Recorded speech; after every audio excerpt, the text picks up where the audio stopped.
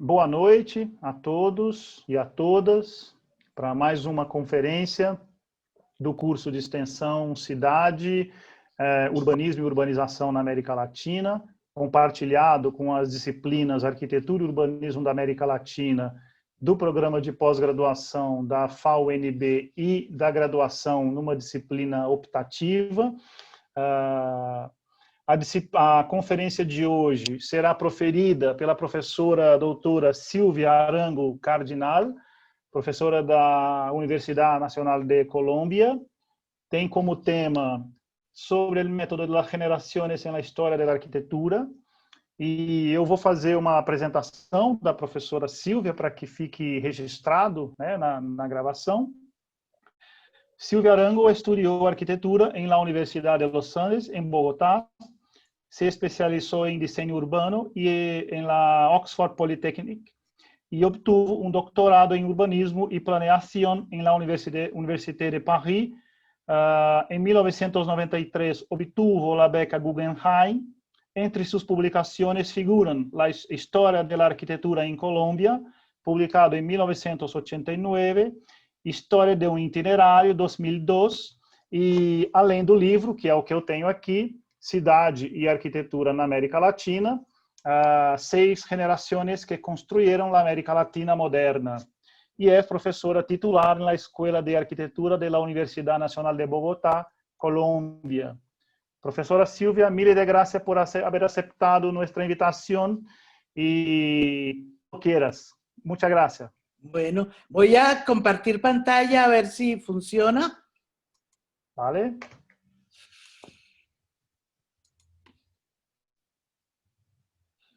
Perfecto. Me avisan cuando... Bueno, perfecto. ¿Están viendo mi ciudad de arquitectura? Sí, sí, bueno, sí. Sí, está perfecto. Yo pensé mucho que presentaba hoy. Voy a procurar hablar despacio porque mi portuñol es muy deficiente. Entonces, hablaré en español. Y pensé mucho que iba a presentar hoy. Y va a ser sobre el libro que les acaba de mostrar el profesor, Ciudad y Arquitectura, 6 generaciones que construyeron la América Latina moderna. Espero que no sea muy aburrido, porque no voy a presentar el contenido del libro, que espero que ustedes o lo tengan o lo puedan consultar, sino algunos aspectos metodológicos y algunos temas básicos que están por detrás, digamos, de la factura de un libro de estas características. Lo dividí en 3 partes. Los supuestos básicos, una explicación rápida del método de las generaciones y algunos de los procedimientos que yo seguí ya para la elaboración física.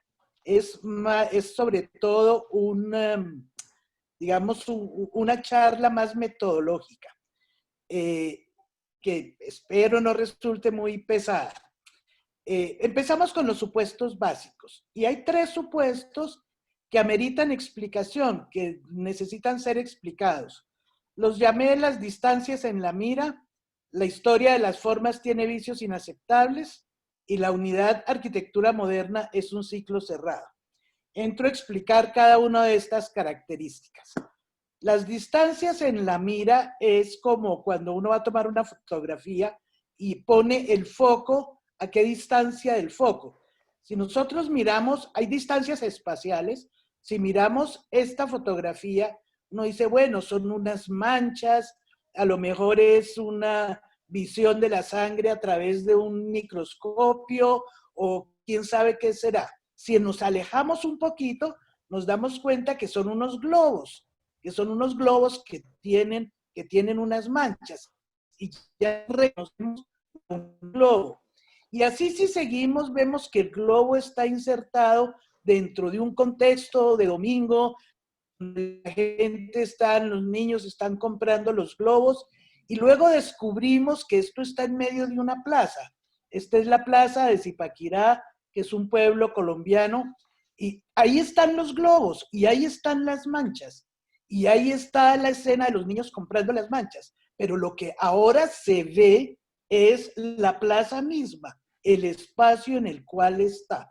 Y uno sigue alejándose y vemos que esta plaza está en un parque ya a esta distancia el globo no se ve, la plaza apenas es un cuadradito de un trazado, y de esta manera esto no necesito explicarlo mucho para arquitectos que están acostumbrados a manejar escalas, pero sí quiero puntualizar que cuando la distancia de mira es América Latina, eso implica una serie de precauciones, porque evidentemente los detalles no se ven a esta distancia y solamente cuando uno eventualmente acerca el foco puede ver ciertos detalles.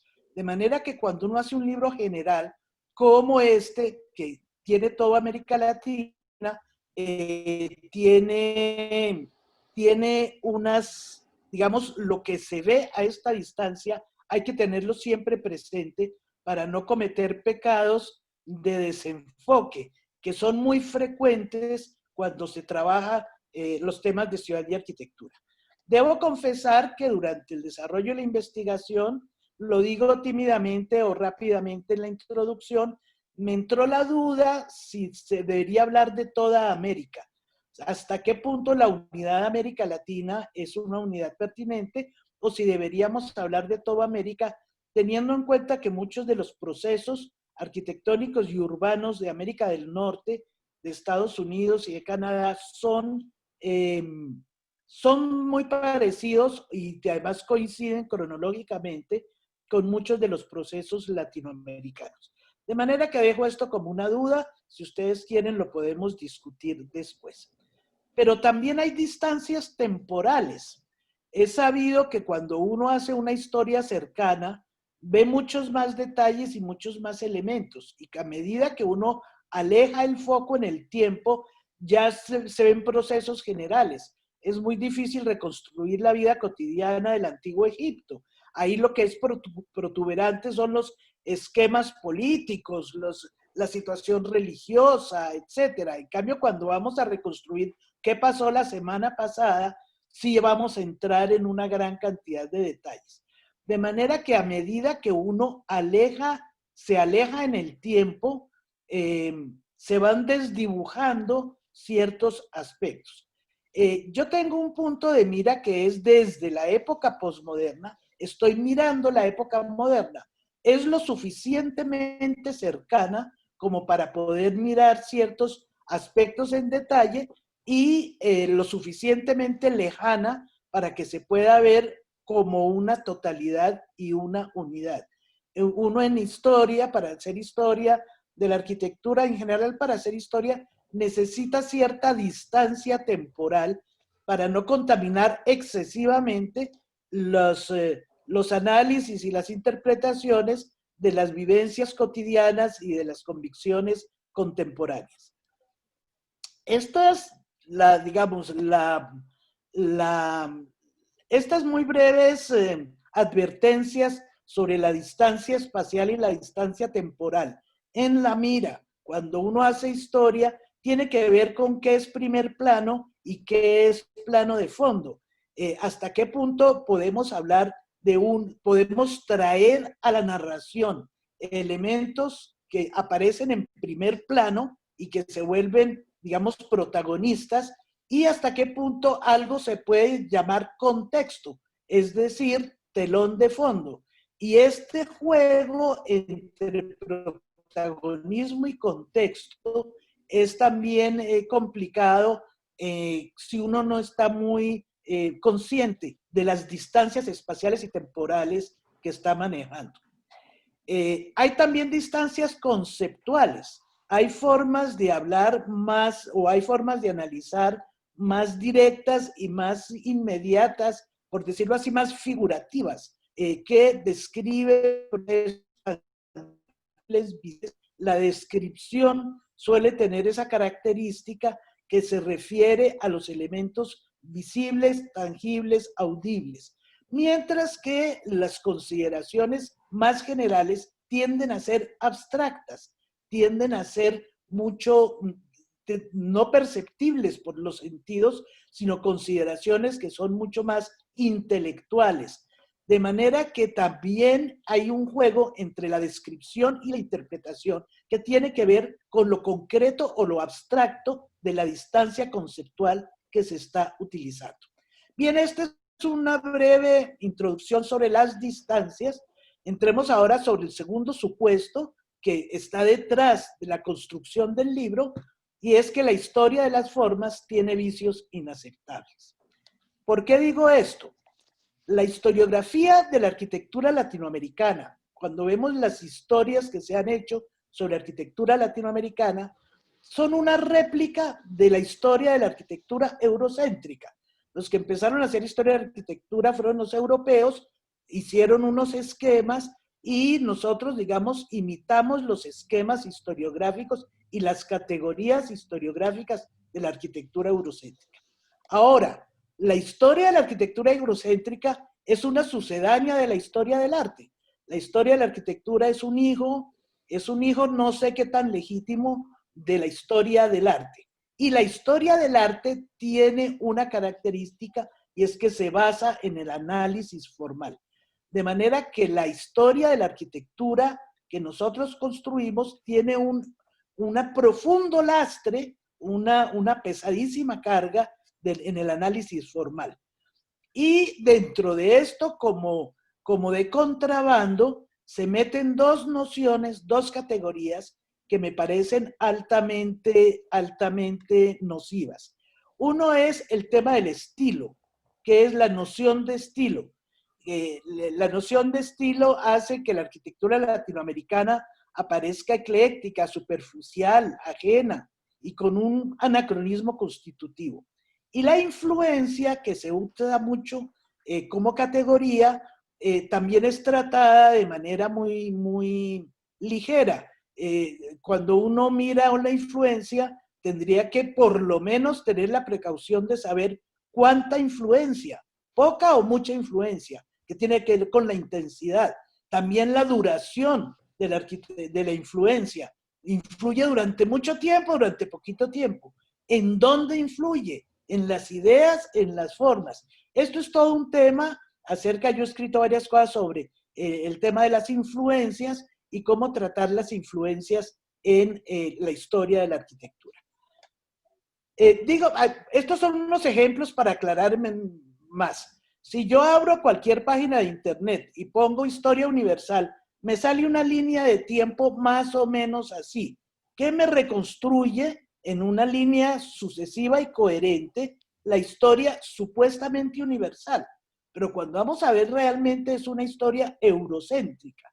Y sobre esa historia se monta el estilo, que es una de las formas privilegiadas de periodización en historia de la arquitectura.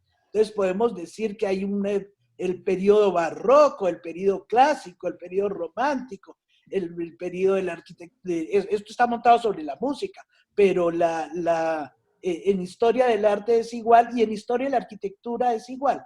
Hay una sucesión de estilos que aparentemente tienen un recorrido coherente y que explican de alguna manera las transformaciones y las sucesiones basadas y sustentadas en la noción de estilo, es decir, en la noción de un repertorio formal que tiene una coherencia y que de pronto se cambia por otro repertorio formal por razones constructivas o por razones de gusto estético o por otras razones. En América Latina es el reino de las sincronías, es decir, que se presentan sincrónicamente estilos de muy diversas procedencias históricas y de muy distintas procedencias geográficas.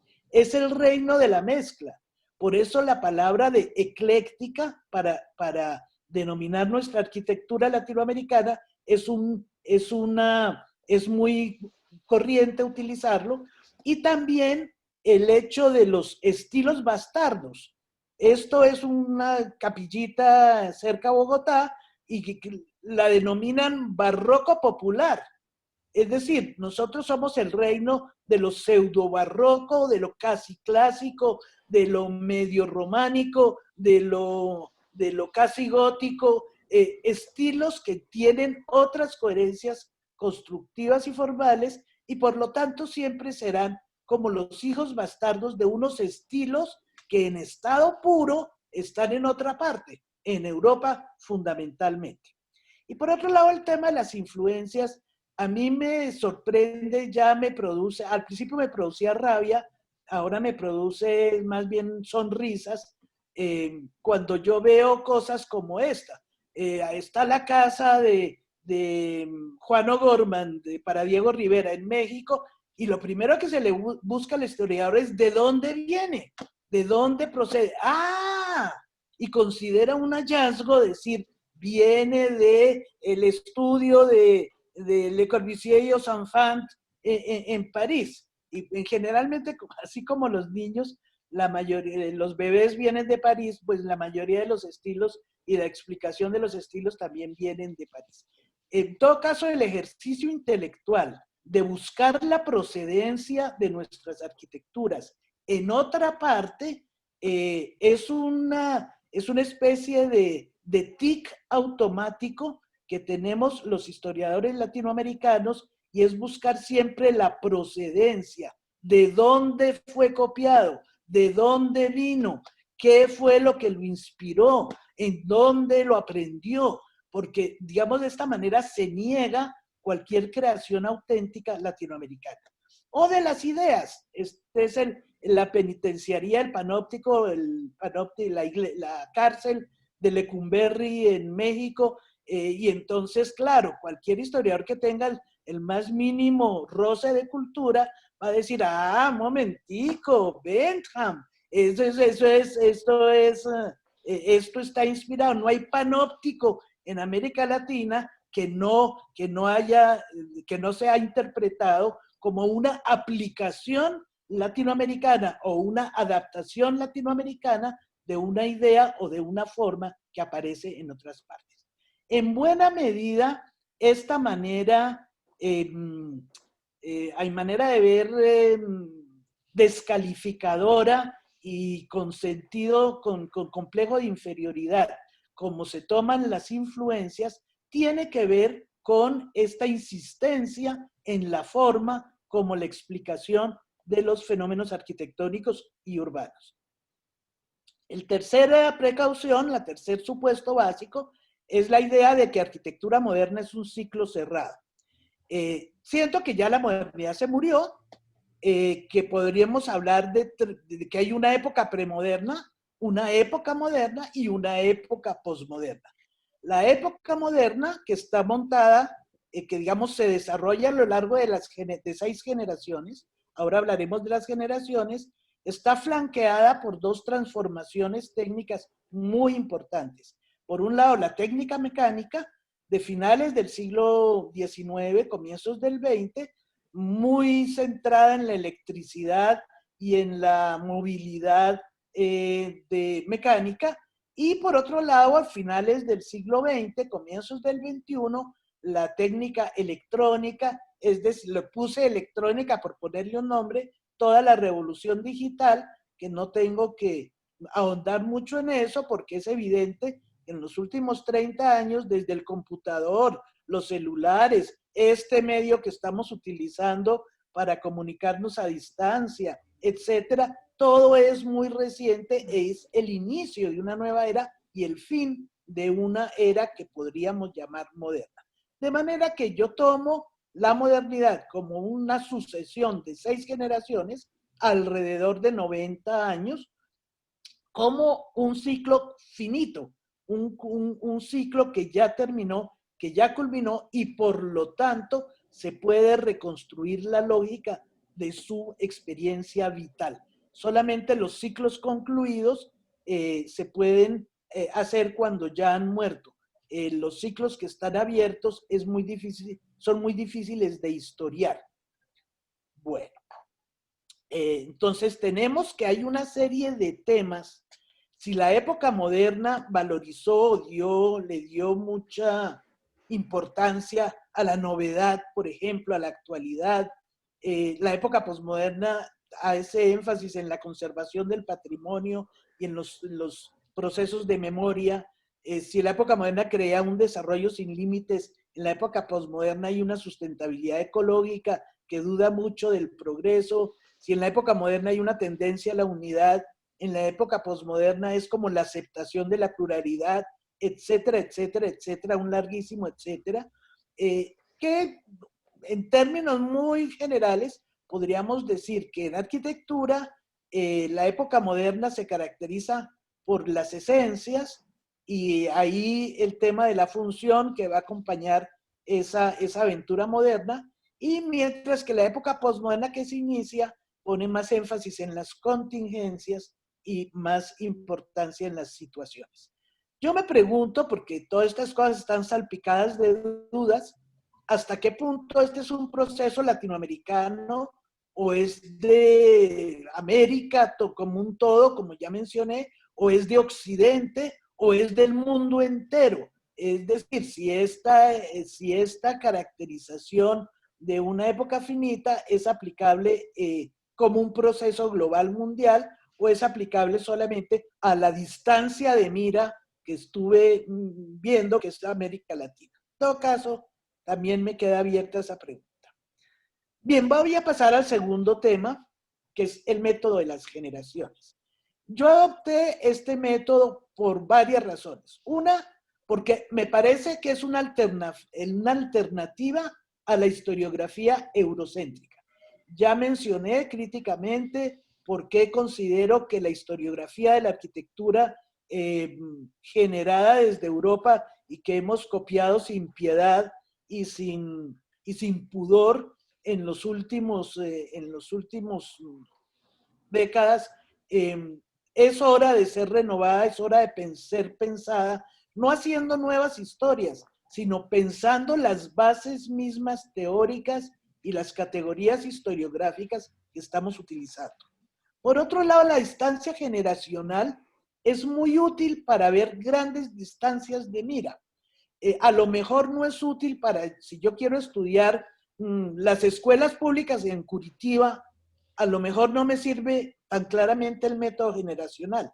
O si yo quiero mirar el espacio público en Medellín, a lo mejor ahí el método generacional no es tan claro.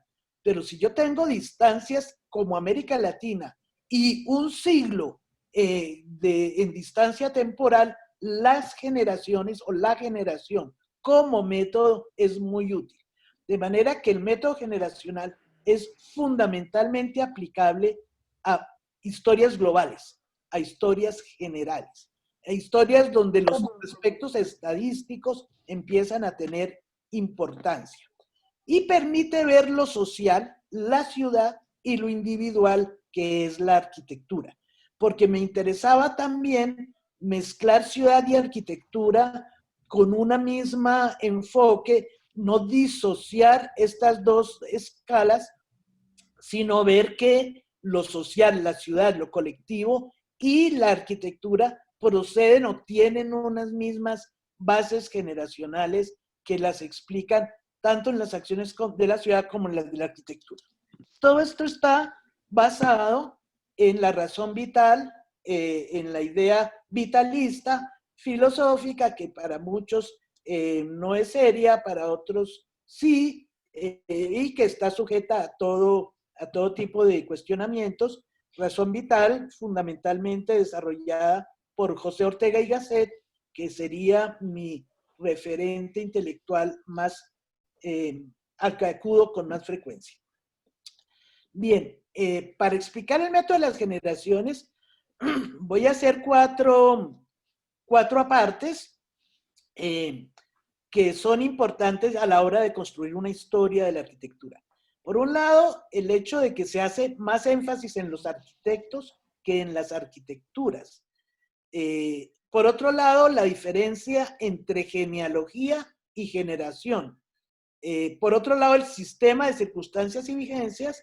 Y por otro lado, el tema de las relaciones intergeneracionales. Voy a explicar cada uno de estos aspectos.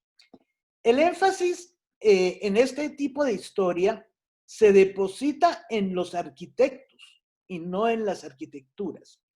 Es decir, estos son, el de arriba es el Capitolio de Bogotá, fue hecho por un señor Tomás Reed. La segunda foto de arriba para abajo, esta, es un pabellón de una exposición que se hizo en 1910. Y esto es llamado el Centro Internacional, es una inserción moderna. Todos estos son ejemplos de Bogotá. Bien, más que el Capitolio, los pabellones de la exposición o el conjunto, la especie de centro administrativo que es el de abajo, me interesa quién es Tomás Reed. ¿Qué pensaba Tomás Reed? ¿Qué tenía en la cabeza Tomás Reed para imaginarse este señor? ¿Qué tenía para imaginarse este edificio? ¿Y quién es este? Mariano Santamaría. ¿Cómo le funcionaba la cabeza a Mariano Santamaría? ¿En qué creía Mariano Santamaría para hacer este edificio? Y estos son los arquitectos Cuéllar Serrano Gómez, la firma que construye este edificio. Entonces, más que ponerme a describir formalmente estos edificios, me interesa entender la lógica vital de estos arquitectos y por qué estos arquitectos terminan haciendo lo que hacen, en qué creen, cuáles son sus valores, por qué tienen una idea de lo hermoso, de lo bello, qué es para ellos la composición, etcétera.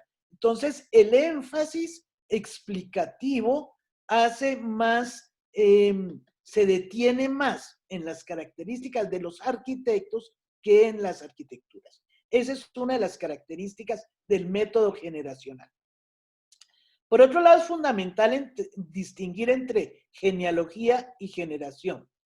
La genealogía es como los árboles que se hacen los genealogistas, los que quieren saber quiénes eran sus padres, sus abuelos, sus tatarabuelos, cómo se arman las relaciones que hay entre la sucesión familiar entre unos y otros. Esto se usa, por ejemplo, para hacer la cronología egipcia, de la que hablé hace un tiempo. ¿Cuáles son el primer faraón tuvo tantos hijos, después viene tal periodo, viene la sucesión de tal dinastía, etcétera, y se van formando estas periodizaciones genealógicas. Pero también se usa en los árboles de familiares, y también se usa al establecer las familias intelectuales. Sobre todo cuando cruzado con el tema de las influencias, se habla, por ejemplo, de las derivaciones de Le Corbusier, o se habla de las derivaciones, qué es lo que nace con Brunelleschi, que se va desglosando y ampliando en las siguientes épocas. ¿Qué es lo que nace con la arquitectura de hierro y vidrio, que se inicia a mediados del 19 y que después va a tener como una sucesión de genealogías, de influencias, ya sea de padres biológicos o de padres intelectuales? Esto es la genealogía, esto no son las generaciones, y es muy importante aclararlo desde el principio. La generación, según la definición de Ortega, es un grupo de personas de la misma franja de edad que viven las mismas experiencias al mismo tiempo. Toda persona pertenece a una generación. Yo estoy indefectiblemente unida a mi generación, y esa generación va a cargar toda su vida las experiencias que tuvo en su juventud. Ahora, como las experiencias fueron compartidas, para mí los Beatles es mi experiencia de juventud, y las faldas hindúes largas, y hace el amor y no la guerra, y etcétera. Es decir, es un cúmulo de experiencias vitales, de circunstancias que fueron vividas por un grupo de personas que tenían una misma edad, y eso va a asignar el carácter de esa generación en el futuro. La generación, no la genealogía, sino la generación como categoría historiográfica ha sido utilizada por varios autores. Hay este recuento que yo hice a partir de distintas referencias. Están desde Jefferson en el 18, a mediados del 19, Comte, Smith, bueno, Dilthey habla de generaciones, Y después, entre guerras, ya en el siglo XX, tenemos a sociólogos, historiadores que se interesan. Evidentemente, quien lo formula, lo piensa de manera más sistemática, va a ser José Ortega y Gasset, el filósofo español que mencioné, y su discípulo Julián Marías, que es quien va a escribir el texto sobre las generaciones y la estructura de las generaciones en la historia. En épocas recientes, basados también en Ortega y en Marías, algunos historiadores han retomado la noción de generación, entre otras yo, pero han sido muy conocidos. Este libro sobre las generaciones, voy a volver sobre este libro, de William Strauss y Neil Howe, que ha tenido muchas repercusiones y que fue escrito en el 91, haciendo una sucesión de generaciones, también explícitamente basados en el método de Ortega. La razón por la cual esto ha tenido alguna resonancia es porque son ellos quienes inventan la idea de la generación del millennium, los millennials, y en todas partes del mundo hoy en día se habla de manera natural los millennials que nacen en las finales del siglo XX, les toca toda la revolución digital, tienen el chip integrado, no de nacimiento, pero sí de adopción juvenil de los medios electrónicos, y tienen una serie de valores y de maneras de ver el mundo que los va a acompañar toda la vida y que los caracteriza como generación. A mí me llama mucho la atención que la generación, que era una categoría relativamente clandestina de los medios académicos, hoy en día es como se habla normalmente, ya hasta las señoras que hacen recomendaciones sobre comer sano, hablan de las generaciones. Uy, disculpen.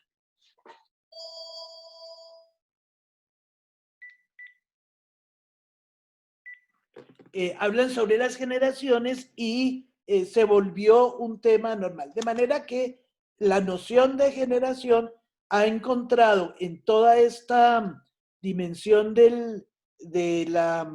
en toda esta, digamos, popularización de la idea de la generación millennial, una manera subliminal de meter la noción de generación. Bien. Para una generación, ya lo he anunciado, lo fundamental es entender el sistema de circunstancias y vigencias. Las vigencias es lo que las personas sienten y hacen en vista de sus circunstancias.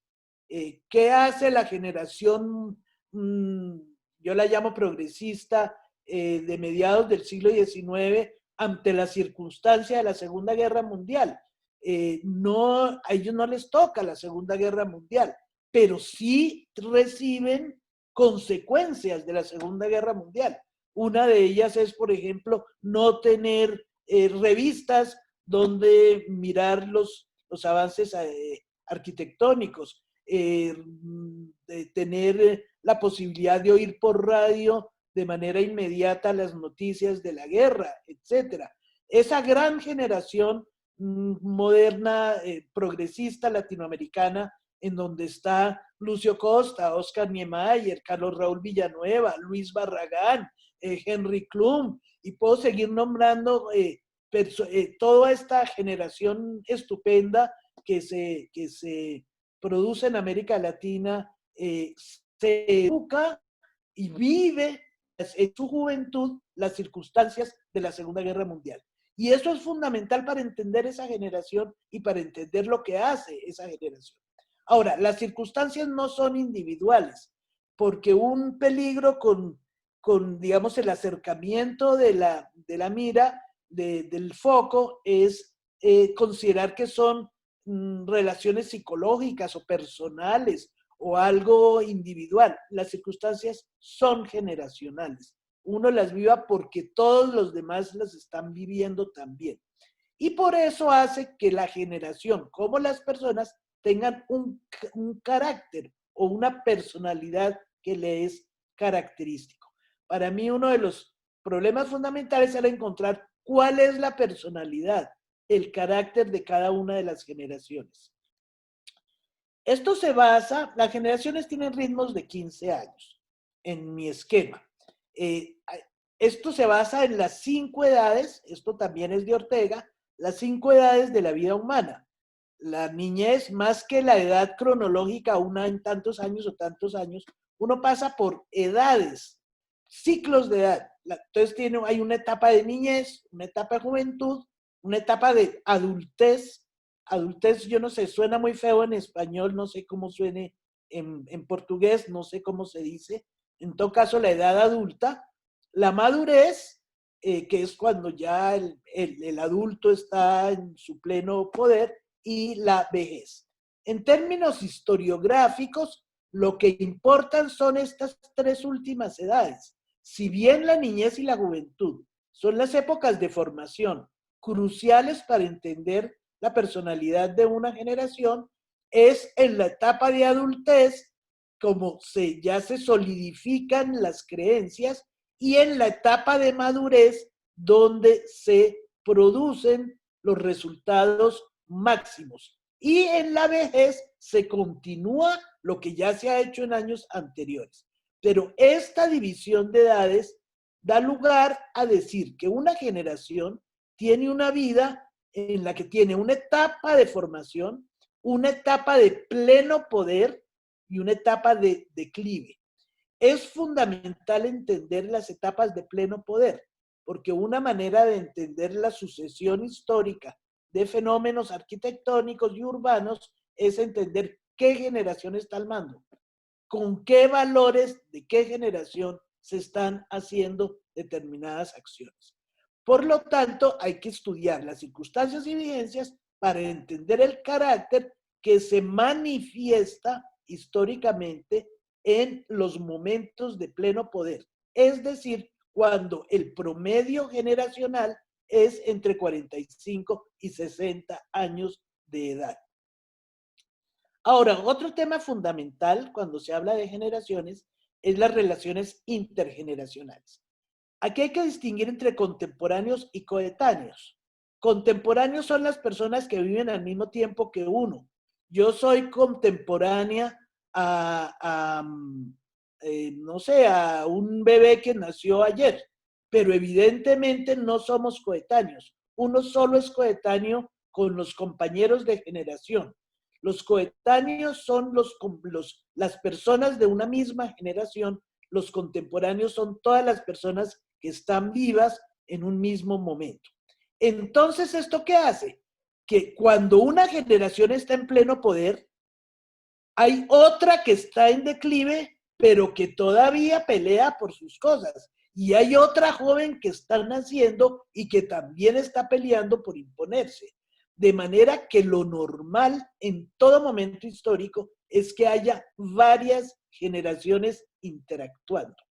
Y esto es muy importante, porque cuando uno va a mirar, por ejemplo, yo no les voy a mostrar la historia efectiva que esto produce, pero cuando yo miraba ese periodo que va como entre 1928 y 1933, que es época de gran efervescencia y de transformación muy grande de muchas cosas, entre ellos de la arquitectura y de la ciudad, vamos a encontrar que muchas historias dicen, es que aquí había el estilo Déco, pero todavía se estaba haciendo neohistoricismo, neohispanismo, pero también empiezan las primeras épocas, arquitecturas modernas, pero también hay unos manifestos que están de avanzada.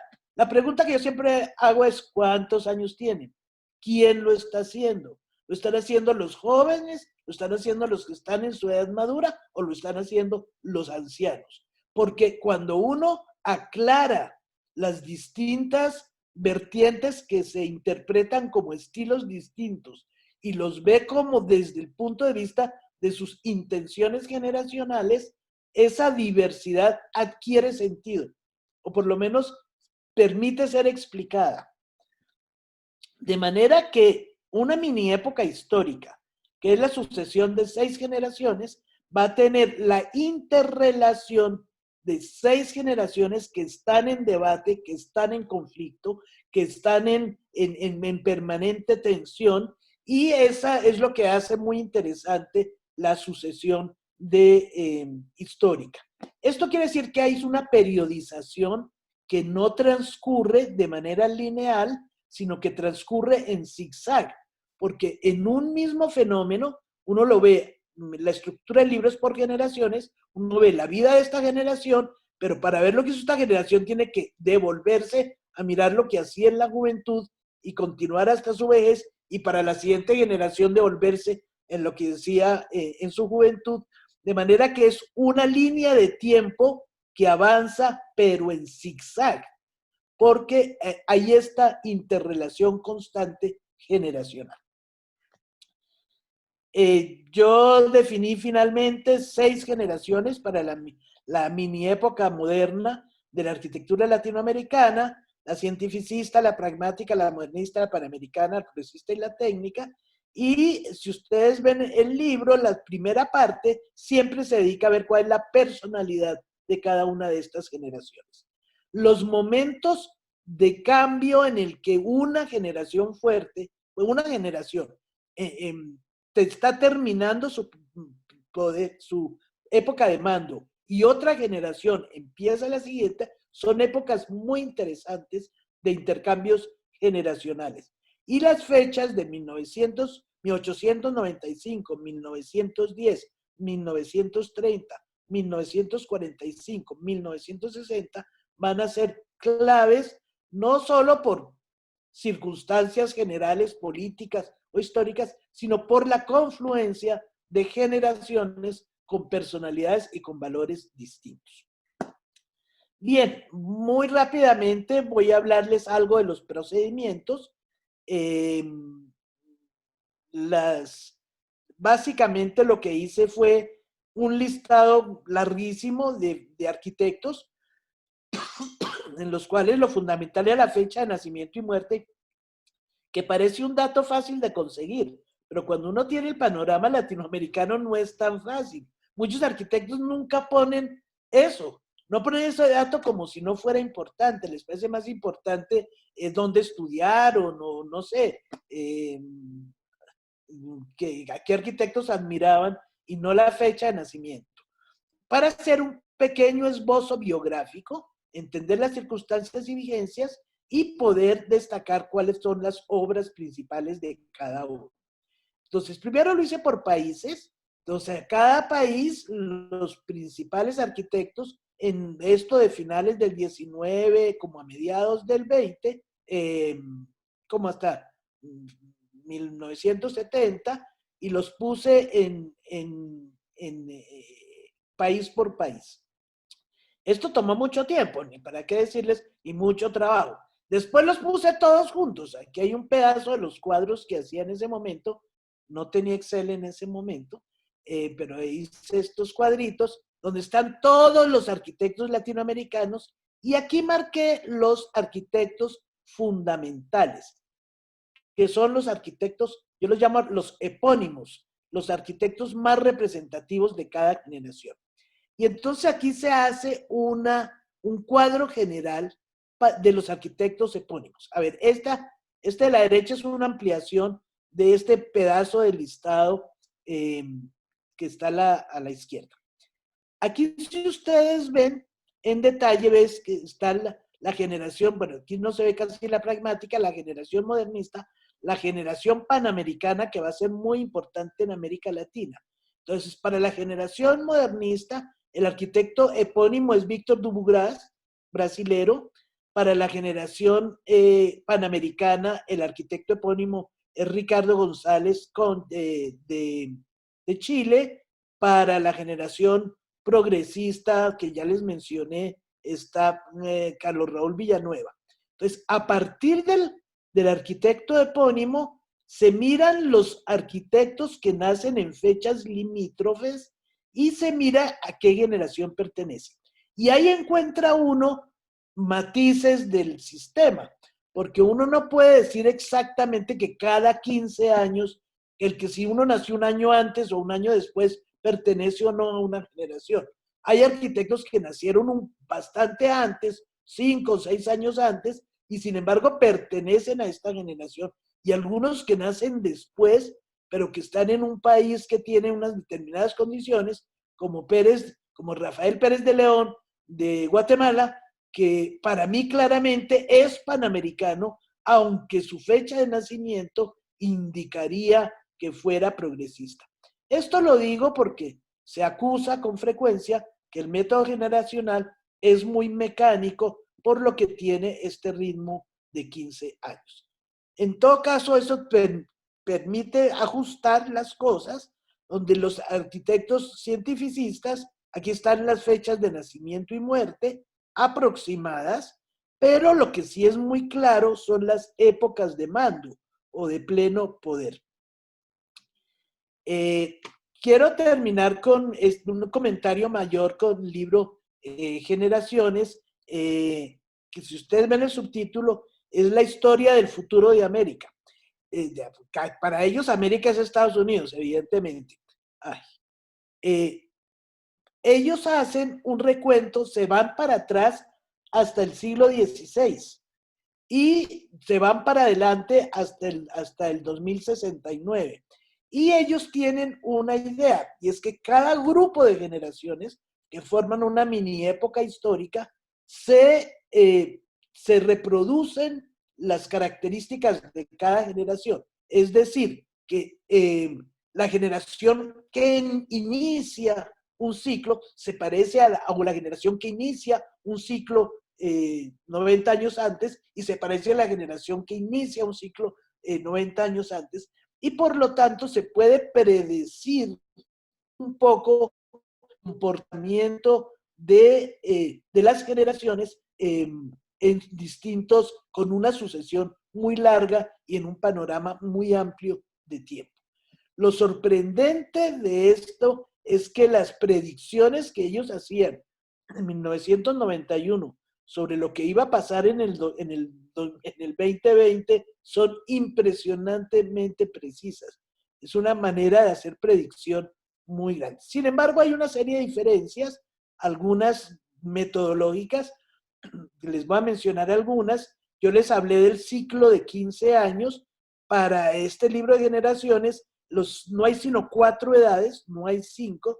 Ellos la llaman época de juventud, ellos que lo llaman época en crecimiento, rising.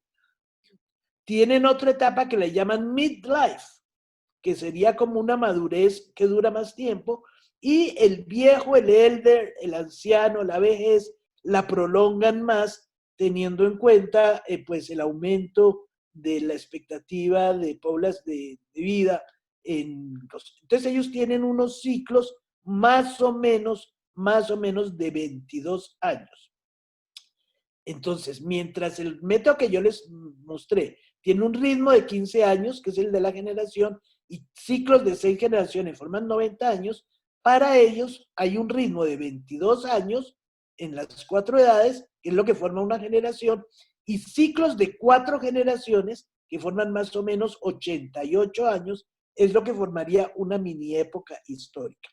Ellos caracterizan la época contemporánea como la sucesión de estas 4 generaciones, los baby boomers, los 13ers, que no es un nombre muy feliz, los millennials, que han tenido muy buena propaganda. A este no le pusieron nombre, pero algunos hablan de ellos como los centennials, y este ciclo de 4 generaciones es el que estaría entre el fin, digamos, de lo que yo llamaría la modernidad y el inicio de una época que todavía no sabríamos cómo bautizar.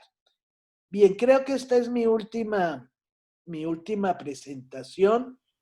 No sé si fue muy pesado, me interesaba, como dije al principio, más el tema metodológico de las generaciones, porque ya la aplicación y el análisis específico, porque el análisis específico de qué arquitectura hace cada generación, qué tipo de ciudad imagina y demás, pues sería muy largo hacer toda esa historia de la ciudad y la arquitectura latinoamericana, y me parecía más, en este ambiente académico, más útil discutirles de la caja de herramientas que estaba por detrás de la narración final que se encuentra ya impresa. Bien, yo termino aquí. No sé si quieran hacer preguntas, comentarios. Profesora, muchas gracias por su conferencia. No ha sido pesada, incluso porque muchos de los que están aquí ahora acompañando la conferencia están haciendo sus maestrías y sus doctorados, y aunque para uno se pueda hacer cuestionamientos sobre la metodología de las generaciones, lo que no se puede quitar es de que hay una metodología y ya está. Entonces, para los que están desarrollando sus doctorados, es muy importante conocer una estructura de investigación que apunta a una ruta, un camino para que se llegue a un punto final y que, en el caso de su libro, tenga una coherencia desde el momento en que el libro empieza hasta el momento en que el libro se cierre. Entonces, está muy bien. Y para empezar, yo tengo algunas cositas que, una cosa que para mí es, en el libro, es muy interesante, incluso porque yo no trabajo con los proyectos, no trabajo con las ideas, y trabajo mucho más con las ideas, con el que en Brasil nosotros llamamos, en mi caso, del pensamiento urbanístico. Entonces, las cosas que pensaron, las cosas que escribieron. Hay un libro en la producción que es para mí muy precisa, ¿no? Donde está esta interpretación alternativa que desecha la contaminación de la forma en la forma, consiste en examinar el proceso histórico de conformación de las ideas. Y desde este punto voy a la pregunta.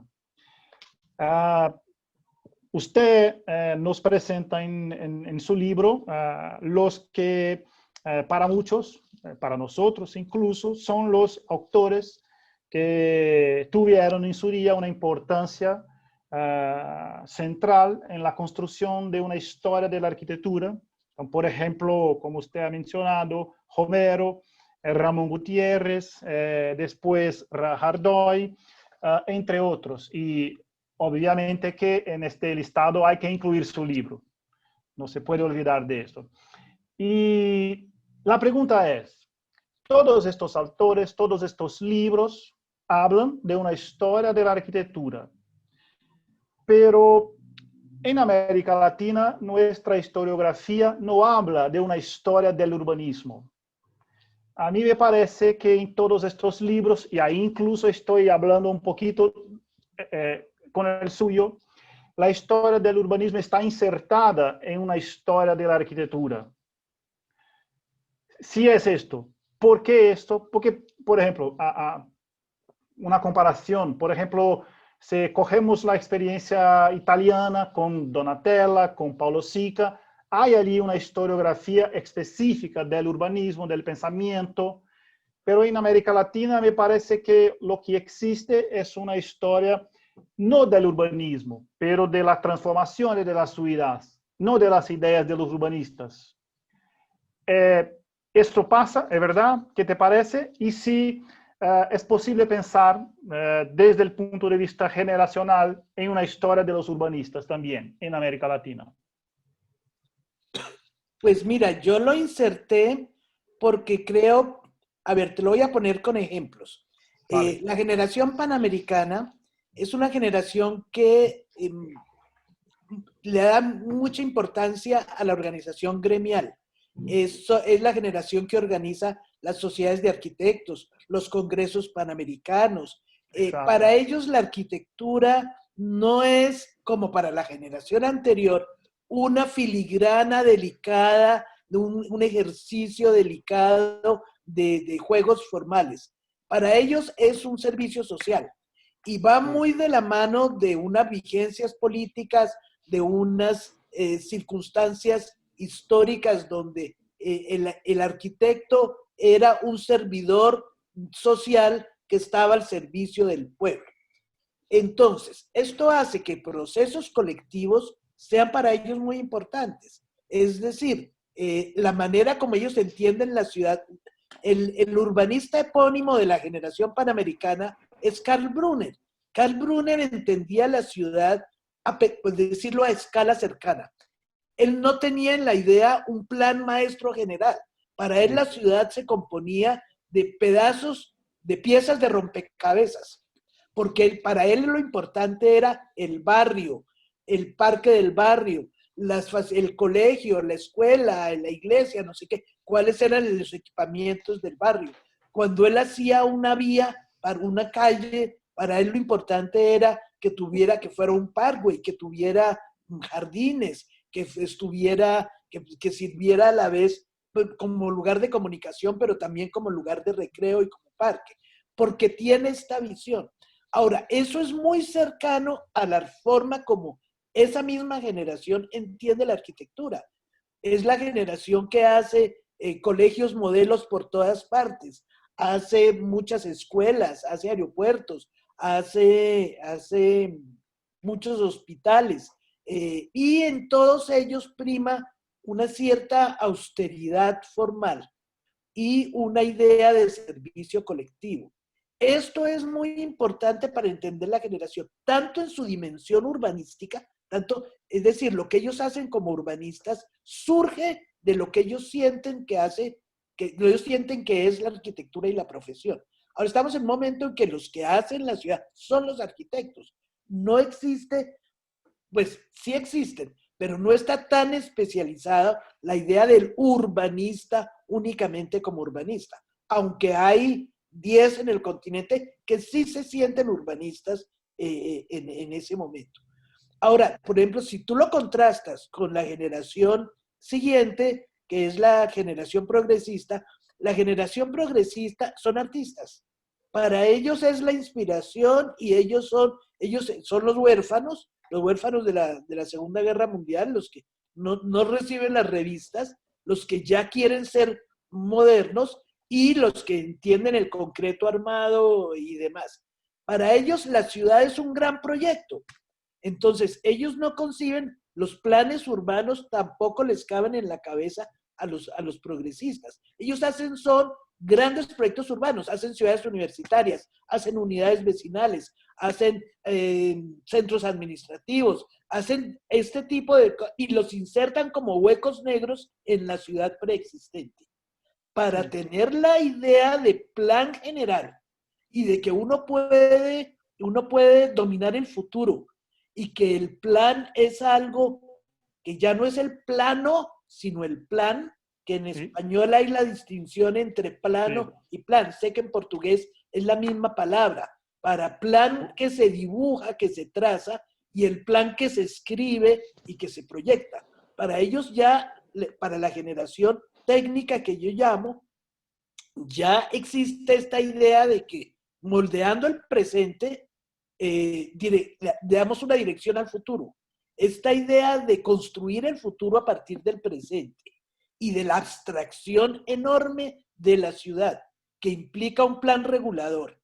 Esto, si bien empieza con los panamericanos y con los progresistas, que no hay grandes urbanistas progresistas, ya es plenamente vigente en la generación técnica. Entonces, la idea abstracta de ciudad está unida a la prefabricación, a la producción en serie, a la idea de modulación, etcétera. Es decir, de la misma manera como enfrentan una visión de la ciudad, enfrentan una visión de la arquitectura. Esa es mi propuesta, porque siento que los arquitectos sí fueron los que pensaron la ciudad, por lo menos durante el ciclo moderno. Luego hay en los años 70, y eso ya se sale de mi ciclo de generaciones, viene la intromisión de economistas, sociólogos, etcétera, de la planeación, y se vuelve un ejercicio en el que el arquitecto tiene poco que decir o es un invitado entre muchos otros. Pero hasta los años, hasta 1970 más o menos, el encargado de pensar la ciudad, que era arquitectura a gran escala, inclusive algunos arquitectos hablaban así, decían la arquitectura urbana. El curso que dictaba Craboto en Montevideo, que es una de las facultades más interesantes, se llamaba así, arquitectura urbana. Arquitectura urbana es lo que hoy llamaríamos diseño urbano o diseño de pedazos de ciudad, siempre con una distancia concreta de mira. La abstracción del plan regulador a lo Wiener y Cert, o como ya se hace de manera masiva, que ya las calles ya no son calles, sino la B1, la B2, la B3, la B4. Ya cuando tenemos esta abstracción de ciudad, esto ya empieza con la generación técnica y empieza con la era posterior. Por eso yo no separé arquitectura y ciudad. Me parece nocivo también separarlo historiográficamente, como si el ejercicio de la arquitectura fuera una especialización y el ejercicio de hacer ciudad fuera otra. Y yo siento que ambos tienen que ver con una dimensión de diseño del ambiente físico, de las ciudades y de los espacios, y es una misma profesión a distintas escalas. Y buen final de semana para todos. Profesora Silvia, muchas gracias de nuevo y hasta luego. Bueno, chao Maribel, luego, chao Carolina. Obrigada. Hasta luego. Tchau, Tchau, professora. tchau, pessoal.